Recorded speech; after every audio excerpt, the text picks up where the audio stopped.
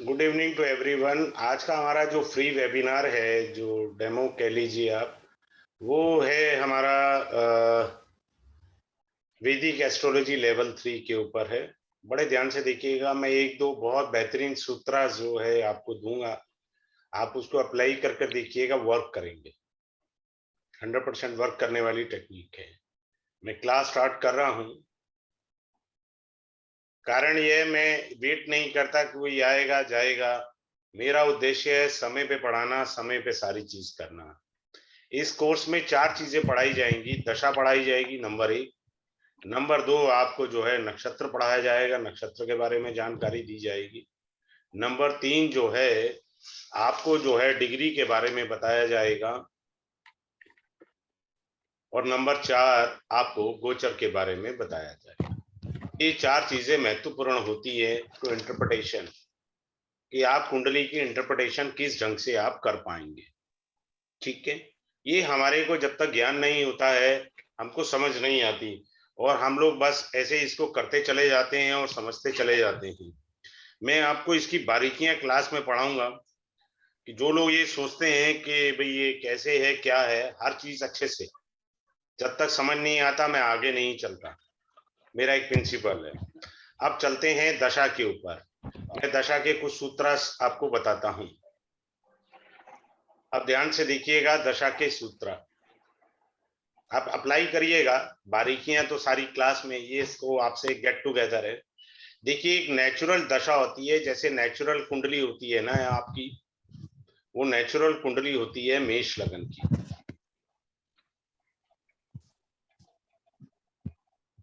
मेष लगन की कुंडली हुई आपकी, ठीक है। एज इट इज आती है, ये इसको बोलते हैं नेचुरल कुंडली। इसी तरह नेचुरल दशा भी होती है। पहले होती है केतु की, फिर होती है शुक्र की, फिर होती है सूर्य की। वो अलग बात है, आपका जन्म किस नक्षत्र में हुआ, चंद्रमा के अनुसार आपको वो दशा मिली। ठीक है, अब हम जैसे ये काल पुरुष कुंडली होती है, ऐसे ही काल पुरुष दशा है। ये आपकी काल पुरुष कुंडली हो गई, ये काल पुरुष दशा हुई, दशा हुई। अब देखिए, ये 7 साल की होती है, ये 20 साल की होती है, टोटल हुए 27 साल। और तीसरी दशा सूर्य की 6 साल आई, 33 साल हो गए। ठीक है, देखिए लगन से तृतीय भाव मारक होता है। कैसे मारक होता है? अष्टम से अष्टम मारक बन जाता है। भवात भावम सिद्धांत लगे। ठीक उसी प्रकार, ठीक उसी प्रकार आपका जो है, आपने शादी 27 से पहले करी तो शादी आगे चल पाती है। क्योंकि आजकल हो क्या रहा है, 27 के बाद शादी कर रहे हैं, जो सूर्य की मारक दशा हुई, यानी तीसरे नंबर पर आई। अपवाद हर चीज का होता है, किसी की 27 से पहले भी शादी खराब हो सकती है, दैट इज समथिंग एल्स। अपवाद हर चीज का होता है, ठीक है। लेकिन एक सीक्वेंस को समझना होना चाहिए हमें। ये काल पुरुष दशा है, 7 साल की, तू की 20 साल शुक्र की, 27 से पहले शादी, एवरीथिंग इज ओके। हाँ, एक सूत्र बताता हूं, एक सेकंड रुकिए, मुझे म्यूट करना है, साउंड आ रही है। ये मेच्योरिटी खुद होनी चाहिए कि साउंड नहीं करे, ये मेच्योरिटी नहीं आ पाई अभी तक भारत में। एक मैं बहुत अच्छा सूत्र आपको देता हूं लाल किताब का। अगर केतु और शुक्र इकट्ठे हैं, नाड़ी का भी है, मैं नाड़ी तो अभी नहीं पढ़ा रहा। अगर ये आदमी ने 25 साल से पहले शादी कर ली, if they are together sitting any house of the chart, there is a possibility of divorce confirmed. बात खत्म। सर अब इस कॉम्बिनेशन के लिए मीनिंग अलग आ जाता है। अब आते हैं दशा के ऊपर। फिर से दशा के ऊपर आते हैं, दशा हमें किस प्रकार से लाभ देगी। दशा में क्या होता है, बड़े ध्यान से देखिए। एमडी यानी महादशा, उसके बाद एडी यानी अंतरदशा, उसके बाद पीडी यानी प्रत्यंतर दशा। ये 3 चीजें हमें मिलती हैं। महादशा किसका फल देगा? जिन भावों का स्वामी है, जिन भावों का स्वामी है। अंतरदशा नाथ किसका फल देगा? वो देगा जहां बैठा है।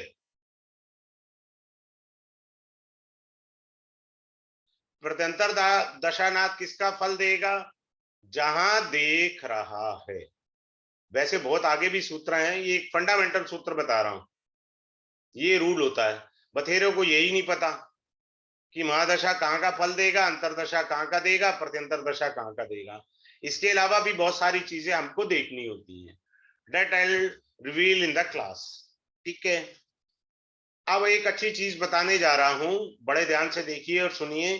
क्या अच्छी चीज है कि 11th हाउस का जो लॉर्ड होता है D1 चार्ट में, 11th हाउस में का लॉर्ड हो या 11th हाउस में बैठे ग्रह, ये धन के लिए तो पॉजिटिव हैं पर स्वास्थ्य के लिए नेगेटिव हैं। भाई ऐसा क्यों हुआ स्वास्थ्य के लिए नेगेटिव? कारण ये छठे भाव से छठा है। भावात भावम सिद्धांत, छठे से छठा है।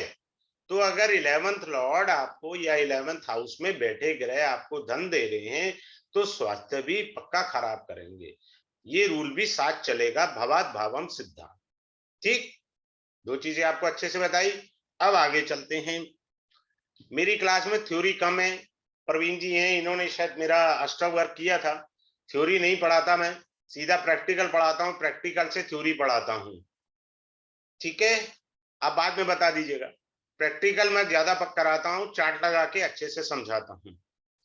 अब आते हैं बाधक ग्रह की दशा हमें कैसे बाधा पहुंचाएगी, ये हमें पता ही नहीं है।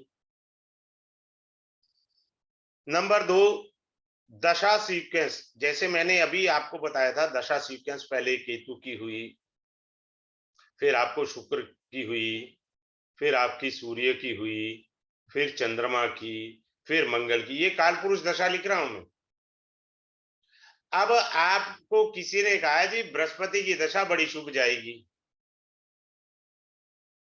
जब आप क्लास में आएंगे मैं बताऊंगा, ये बैंड भी बजाएगी। राहु की दशा, मंगल की दशा, शनि की दशा, बृहस्पति की दशा कई बार आदमी को जीवन में वो दिन दिखा देती है जिसकी वो इच्छा भी नहीं करता। दशा आदमी के जीवन की दिशा बदलते हैं, ये याद रखना। दशा दिशा बदलने की क्षमता रखते हैं ग्रह। पर आपको दशा देख, अच्छा जो एस्ट्रोलॉजर होते हैं, जो बेहतरीन एस्ट्रोलॉजर होते हैं, वो किसी के जीवन को एक सेकंड में देख लेते हैं कि क्या उसे इस जन्म में अनुकूल दशाएं मिली हैं। अनुकूल दशाएं का क्या, भाग्येश की दशा मिली है, पंचमेश की दशा मिली है, लग्नेश की दशा मिली है, दशमेश की दशा है उसके इस जन्म में, एकादेश की दशा है, धनेश की दशा है, चतुर्थेश की दशा है। क्या उसे अनुकूल दशा मिली है? क्या योग कारक ग्रह की दशा मिली है? दशाएं बता देती हैं। अगर अनुकूल दशाएं मिली है, you will get prosperity in your life. Very clear, simple सी कॉन्सेप्ट है, इजी है। नहीं समझ में आता मैं दोबारा अच्छे से बताता हूं। अगर आप दशा दिशा बदलता है, अगर आपको इस जन्म में योग कारक ग्रहों की दशा, त्रिकोण के स्वामियों की दशा मिली है, तो जीवन में प्रॉस्पेरिटी वो देंगी दशाएं। 10th हाउस के लॉर्ड की दशा आपको समाज में पहचान दे देगी, आपका कर्म क्षेत्र है वो। क्लियर है? आगे चलते हैं। अब वक्री ग्रह दशा में क्या कराते हैं? ये इतना अप एंड डाउन्स दिखाते हैं जिसका कोई हिसाब नहीं। एक सिंपल सी टेक्निक यही मैंने अभी रिवील कर दी कि वक्री ग्रह हमेशा अप एंड डाउन्स दिखाएंगे लाइफ में। बाकी इसके अलावा क्या करेंगे वो जो है आपको क्लास में बता देंगे अच्छे से। फिर आता है 30 डिग्री का ग्रह, 0 डिग्री का ग्रह, ये दशा में क्या करेगा ये भी आपको अच्छे से समझाएंगे। अब आता है जिस ग्रह की दशा चल रही है, क्या वो ग्रह आरोही क्रम में है? आरोही क्रम क्या होता है? नीच से उच्च की ओर, नीच से उच्च की ओर, ये आरोही क्रम है। तो ये दशा शुभ जाएगी, प्लस लिख दिया। ये दशा माइनस जाएगी क्योंकि ये आरोही के बाद आता है अवरोही, अवरोही क्रम, अर्थात उच्च से नीच की तरफ ग्रह जा रहा है। क्या अवरोही क्रम में उस ग्रह की दशा चल रही है तो शुभत्व की उम्मीद कम करिए। For example, someone having in D1 chart, say in the Mithuna Rashi there is a Mangal. The next sign is called a Cancer sign, which is a नीच राशि of the Mars. तो ये अवरोही क्रम की दशा हुई। देखिए मैंने अच्छे से बता दिया यहीं। अवरोही क्रम क्या हुआ? मिथुन राशि के मंगल की दशा चल रही है, पर ये क्रम तो अवरोही है, ये नीच की ओर जा रहा है। ठीक है, आगे बढ़ते हैं, आगे बताएंगे। अब आपको थोड़ा सा हिंट दे रहे हैं नक्षत्रों का। नक्षत्र विवेचना की जाएगी, 27 नक्षत्र आपको पढ़ाए जाएंगे। अब जैसे मैंने बताया आपको, कुछ एक नक्षत्रों की भगवान ने मेरे को अच्छी सी व्याख्या दी है, वो मैं अच्छे से पढ़ाऊंगा। जैसे एक दो मैं अभी बताता हूं। शतभिषा, मेरी एक क्लास में थे, शायद सज्जन अशोक विहार से थे, जब उन्होंने मेरे से क्लास ज्वाइन करी, तो एस्ट्रोलॉजी की प्रैक्टिस भी शायद वो करते हैं, बट उनको पहली बार मीनिंग पता लगा। शत का अर्थ होता है 100, हमेशा संधि विच्छेद से पता लगता है। विषा का अर्थ होता है विद्या, अर्थात 100 विद्याओं। उनका क्या था? द सिक्स लॉर्ड कोई भी ग्रह हो, 6 लॉर्ड सिटिंग इन द नक्षत्र ऑफ शतभिषा। तो हमने ये उनको कहा कि भाई साहब आपके 100 शत्रु हैं। वो पहचान ही नहीं पा रहे थे मेरे इतने शत्रु क्यों हैं। कारण शतभिषा जो है वो 100 की संख्या को बताता है। संस्कृत शब्द है शत, शतभिषा का अर्थ हुआ 100, तो 100 शत्रु आगे। ये छोटी सी चीज है। अब आप देखिए, एक और नक्षत्र की व्याख्या करता हूं, वो है पुनर्वसु। अब भाई साहब, पुनर्वसु का अर्थ होता है रिपीटेशन। रिपीटेशन का क्या मतलब हुआ? अब आप 36 में से 32 गुण मिला लिए आपने, और ये देखा ही नहीं कि ये person is born in Punarvasu. Punarvasu means repetition. When he married, जब इसका विवाह हो जाएगा तो ये रिपीट भी तो करा सकता है, अर्थात डाइवोर्स के बाद पुनः विवाह। ये क्यों नहीं देखा आपने? The person is born in Punarvasu, ये कैसे आप इग्नोर कर गए? आपको उसने कह दिया जी 36 में से 32 गुण मिलते हैं, शादी कर दो। अगला गालियां और बद्दुआं देगा आपको। Why you are not seen? क्यों नहीं देखा आपने? तो ये चीज बहुत अच्छी होती है और हमें देखना है। फिर क्या होता है, आप अपना चार्ट देखोगे, उसमें लिखा होगा चंद्रमा जो है आर्द्रा नक्षत्र में है और दूसरे चरण में है। यही देखा होगा ना आपने। भाई साहब, इस चरण का क्या अर्थ है? हाउ टू यूज द चरण।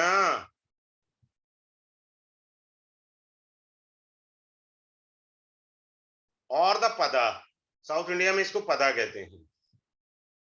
हाउ टू यूज द चरण और पदा, इसको यूज क्या करेंगे? इसका यूज दशा में कैसे होगा? दशा में हमें ये क्या फल देगा, ये भी तो देखना है ना हमें, और हमें इसका उपयोग किस ढंग से करना है वो बताया जाएगा आपको अच्छे से। फिर क्या होता है कि हमारा एक लता दोष होता है। लता दोष के अंदर सूर्य का ट्रांजिट जो है वो अशुभ माना गया है, महा अशुभ माना गया है। व्यापारी का पूरा व्यापार चौपट कर देगा।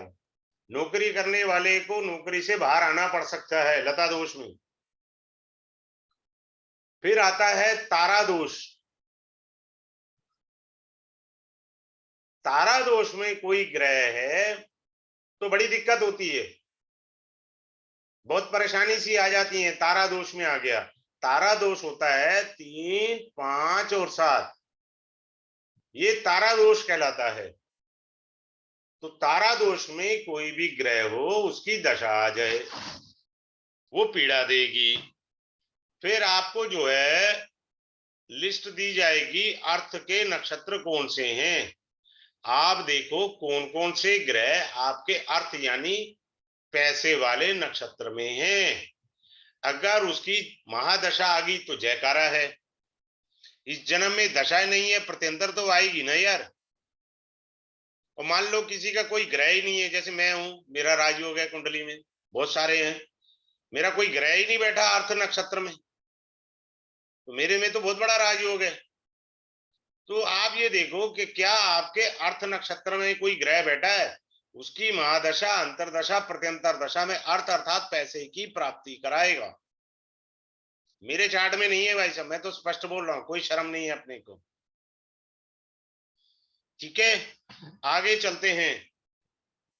आपको किन नक्षत्रों में पैसा नहीं देना, आपको कैसे देखना है। जैसे आज आप पंचांग देखा, चंद्रमा किस नक्षत्र में गोचर कर रहा है, कोई उधार मांगने आया, आपने उसको पैसा दे दिया तो गड़बड़ हो गई, अब वो पैसा नहीं मिलेगा।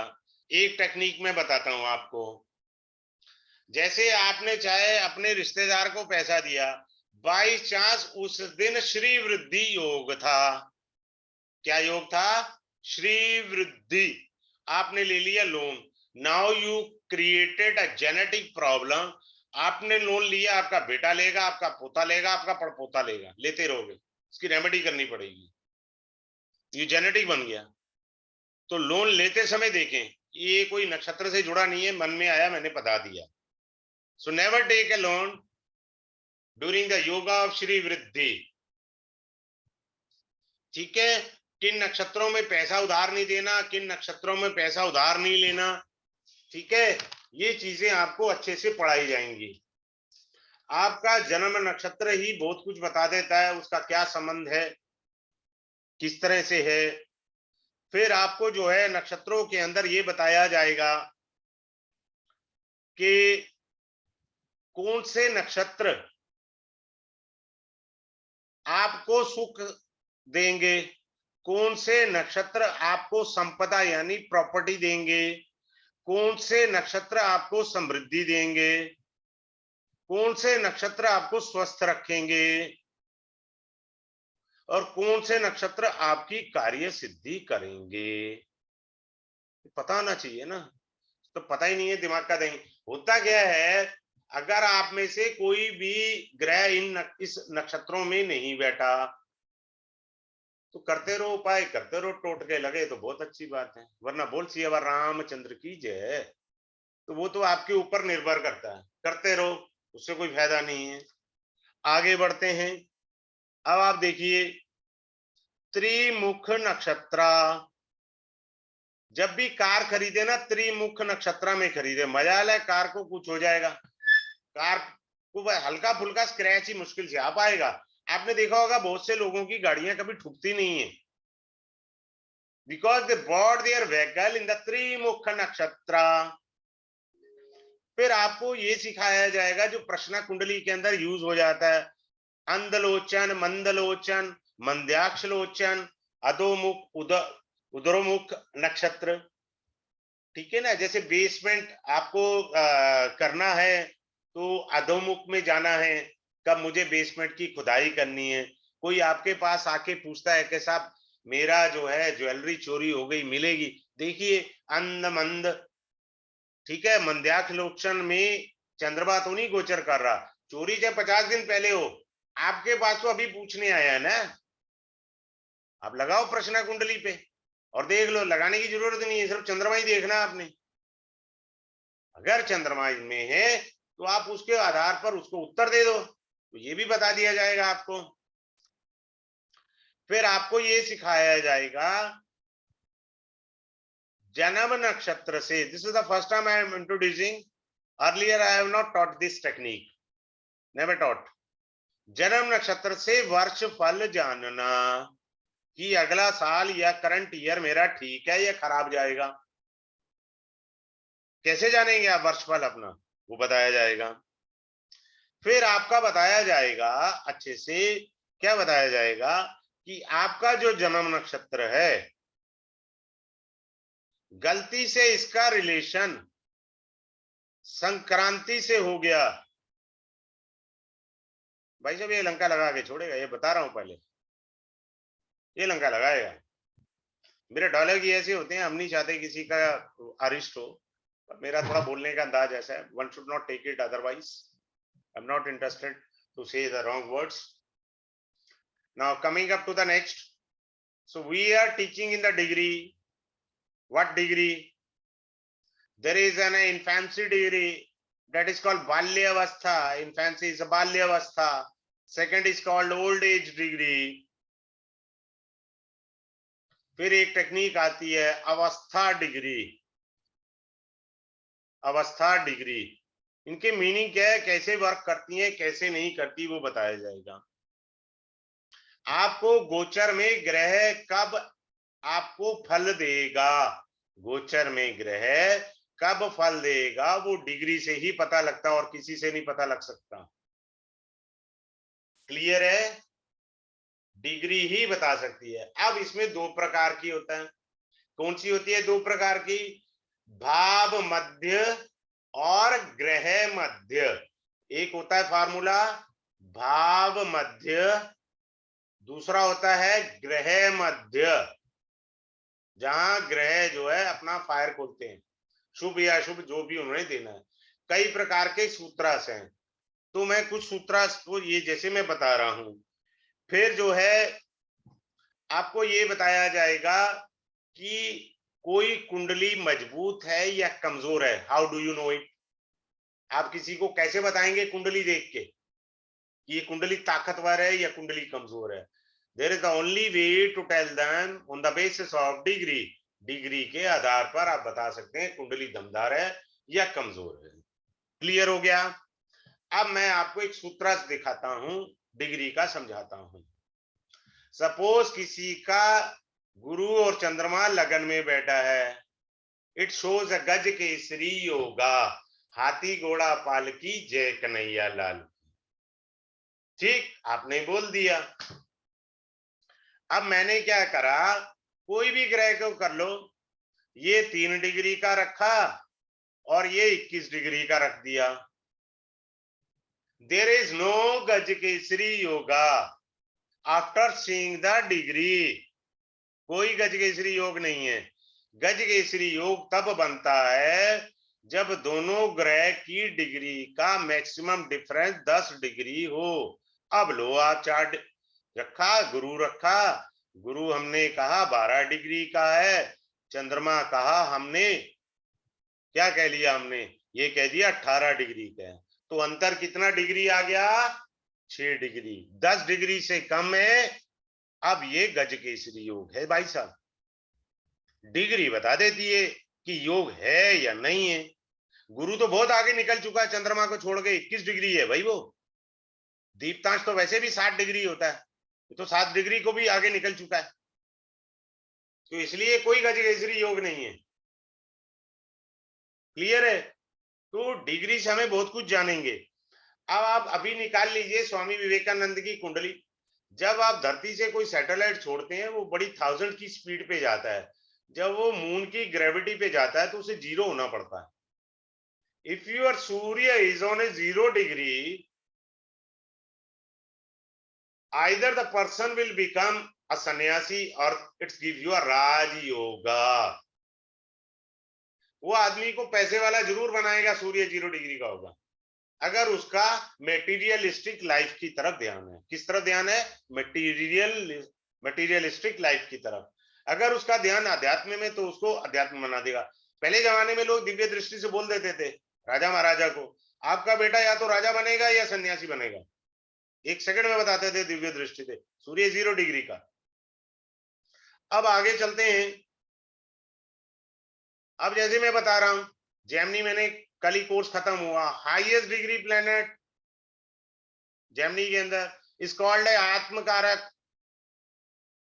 कोई भी प्लैनेट मान लो हाईएस्ट डिग्री 27 डिग्री पर है, तो क्या है आपका जो जीवन है ना उसी ग्रह के इर्द गिर्द घूम रहा है। चेक कर लो अभी अपनी कुंडली में, जो भी प्लैनेट हाईएस्ट डिग्री का है वो जो है आपका जीवन उसी तरफ घूम रहा है। आपको जी मेरी परेशानियां भी बताओ। अब जेमिनी के अनुसार लोएस्ट इन द डिग्री देखिए, उसको बोलते हैं दारा कारक। दारा कारक को जेमिनी में स्पाउस कहते हैं। ये लोएस्ट डिग्री का ग्रह कोई भी हो, चाहे बृहस्पति हो, मान लो बृहस्पति आपकी कुंडली में 2 डिग्री का है, तो भैया ये आपकी परेशानियां हैं। आप अपनी परेशानियां ढूंढ कहां से रहे हो? क्योंकि जेमिनी एस्ट्रोलॉजी में 7 कारक होते हैं। मैं जो कोर्स ड्राफ्ट करता हूं उसमें बीच में नाड़ी भी थोड़ी सी डाल देता हूं, थोड़ा सा वैदिक भी होता है, थोड़ा सा लाल किताब भी होता है, लेकिन पता नहीं लगने देता हूं। लेकिन मैं बताता जरूर हूं कि साहब ये टेक्निक वैदिक की नहीं है। I share in the class कि ये टेक्निक ये अलग है। जैसे मैं ये बता रहा हूँ क्लास में, जब मैं पढ़ाऊंगा तो ये कह दूंगा कि ये जेमिनी की टेक्निक है भाई साहब, ये वैदिक की नहीं है। Now coming up to the next. अब आप देखिए कैसे बताएंगे किसी से। मान लीजिए यहां पर हमारे नवग्रह हैं, सूर्य, चंद्र, मंगल, बुध, बृहस्पति, शुक्र, शनि, राहु एंड केतु। इस जन्म में कौन सा ग्रह मेरे साथ चिपका हुआ है, यानी मेरे साथ जुड़ा हुआ है? हाउ यू विल ट्रेस, कौन सा ग्रह इस जन्म में मेरे साथ जुड़ा हुआ है? 2 टेक्निक तो अभी मैंने बता दी, highest and lowest degree of the Gemini. The third one is क्या है कि मेरे साथ कैसे वो चिपका हुआ, कैसे जुड़ा हुआ है। मेरी आत्मा, अंतर आत्मा, मेरी देह उससे जुड़ी हुई है, और उसके जब भी प्रभाव आएंगे महादशा, अंतरदशा, प्रत्यंतर दशा में बड़े प्रत्यक्ष रूप से मिलेंगे मेरे को। So I teach you date of. और इसके बाद आता है अगला पॉइंट आपका गोचर का, ट्रांजिट जिसे बोलते हैं गोचर। गोचर पढ़ाया जाएगा आपको। गोचर में क्या है, सिंपल सा है। वेदिक के अंदर 2 ही सूत्र, एक ही सूत्र है, एक ही सूत्र है वेदिक का। वो मुझे हार्डली 3 मिनट लगेंगे पढ़ाने में। बाकी सारा गोचर मैंने नाड़ी का पढ़ाना है, लेकिन जब मैं पढ़ाऊंगा उसके बाद बताता जाऊंगा ये नाड़ी का सूत्र ऐसे होता है। क्लियर है? मेरी यहाँ एक वीडियो भी बनाई थी 1 मिनट की कि 2 मिनट की थी। अब मैं बताता हूं जैसे गोचर का कैसे क्या होता है।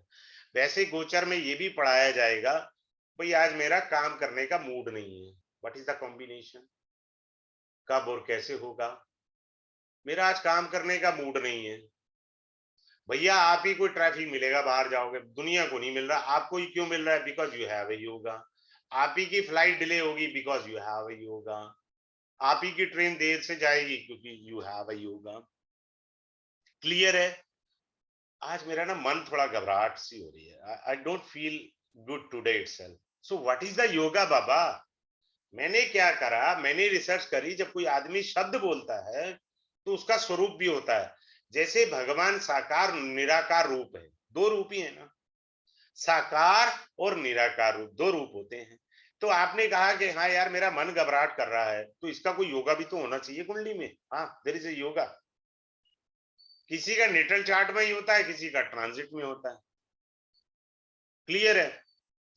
चलिए अब मैं आपको एक ट्रांजिट का सूत्र बताता हूं, जो मैंने डेमो भी बनाई थी ट्रांजिट का। सी इन द D1 चार्ट। देखिए बड़े ध्यान से सुनिए। मान लीजिए कहीं पे भी आपका शनि बैठा है, मैंने कहा कहीं पे भी, ये नहीं है 11th हाउस पकड़ लेना है। आई सेड कहीं पे भी बृहस्पति ने शनि को देखा, अब ये गोचर है, तो शनि इज द कारका ऑफ कर्म एज पर द नाड़ी। Jupiter comes in the trine of Saturn, gives you job, gives you promotion, ठीक है, gives you prosperity in life, because why? This is a karma sorry, ये है धर्म, ये है कर्म, धर्मा कर्माधिपति राजयोगा बना एज पर द नाड़ी। वैदिक के अंदर तो सिंपल सा फार्मूला है, क्या? केतु अपने से दूसरा गोचर करे, यानी किसी का केतु यहां बैठा है और गोचर का केतु यहाँ है, तो विधि कहता है महा अशुभ फल मिलेंगे। बस यही तक ही है। ऐसे 7 ग्रह के 9 ग्रहों की व्याख्या है। 7 गलती से भूल गया। 9 ग्रहों की गोचर की बस यही व्याख्या है जो शुद्ध रूप से वर्क करती है। लेकिन बाकी गोचर क्या करें, वो वैदिक से नहीं है, वो नाड़ी से, वो मैं पढ़ाऊंगा। तो आदमी को शनि क्या है, अभी मैं पढ़ा रहा था, ये मैंने नाड़ी वैदिक बताया, कि फिर से बता रहा हूं, केतु अपने से दूसरे नंबर पर होगा तो अशुभ फल देगा। केतु अपने से दूसरा है, ये 4th है, ये 5th हाउस है। अब ये अशुभ फल देगा केतु 1.5 साल तक। ठीक, ये वैदिक हो गया। नाड़ी का मैं पढ़ा रहा था, अब आप देखिए नाड़ी का सूत्रा समझिए। 2 मीनिंग है इसके, 2 मीनिंग को समझाता हूं मैं। तो आदमी की लाइफ में प्रॉस्पेरिटी आएगी। ओहो, स्पेल गलत हो जाते हैं, पता नहीं पेन क्यों अपने आप गलत चलता, मुझे नहीं समझ में आता। ठीक है जी, प्रॉस्पेरिटी आएगी, सब कुछ अच्छा होगा। Very good. दिस शनि को बोला जाता है शिव, और इसको बृहस्पति को बोला जाता है जीव as per the nadi. Now we change all the things. आपका जहां बृहस्पति बैठा है, आपका शनि ट्रांजिट का आया,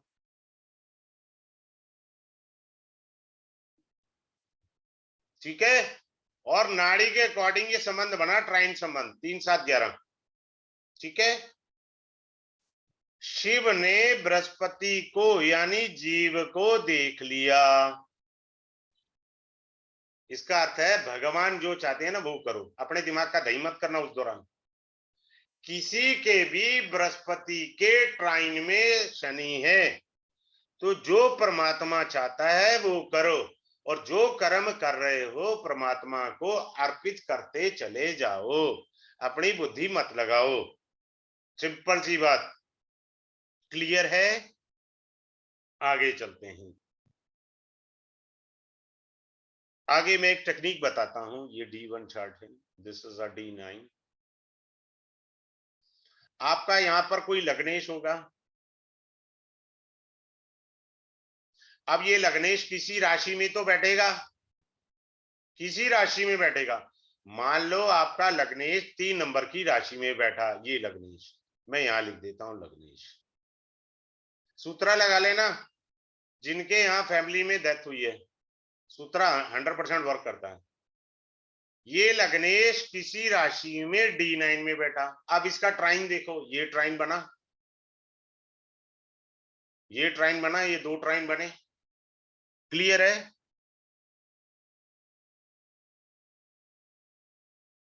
अब यहां पर शनि गोचर कर रहा है,